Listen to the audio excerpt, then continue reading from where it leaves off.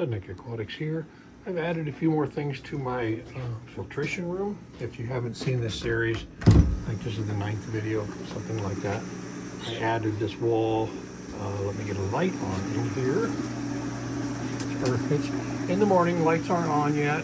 So anyway, if you haven't seen it yet, this is my filtration room. It's about 4 foot wide and approximately 12 feet long, and it works very, very well. A couple of things I have got added to it is I did go ahead and finish off my ceiling panels. I picked them up and got them in there. Now the ceiling is completely done. All of the switch plates are labeled. I think I have 2 of them that I'm currently not using, so if something else comes up I can add that. I have of course I have the end view of the 240 gallon system here. The lights are not on yet because it's in the morning. I have put shelving in on this side. I just built them into the wall in between the studs. It gives me a really good place to put all my gear, all the stuff that I need on a daily basis.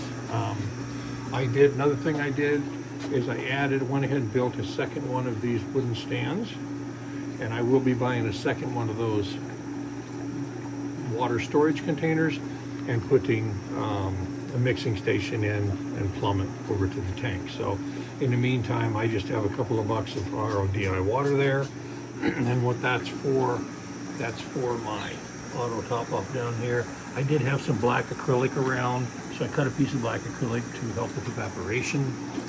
I did get this built. It's kind of silly looking, but I had the screen around, and so I just built it out of wood and painted it black, and it works well. You know, I actually have, I'm not sure where he's at right now.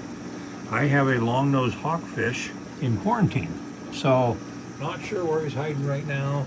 I did add these artificial coral inserts. I have these from projects in the past, and he likes to perch up on this insert. I think it gives them some comfort. I am giving them copper and Prazapro.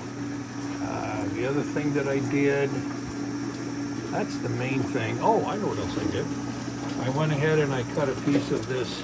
I changed my light. I picked up a mangrove, and it's right down in here in my sump, so I wanted to make sure it had good light, during the day.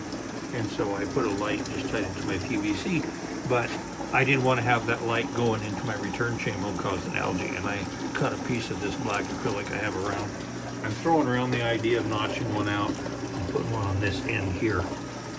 This is the Trader System crystal sump, so everything is clear, but the 2 panels on either side of the refugium, that's why I bought this black acrylic.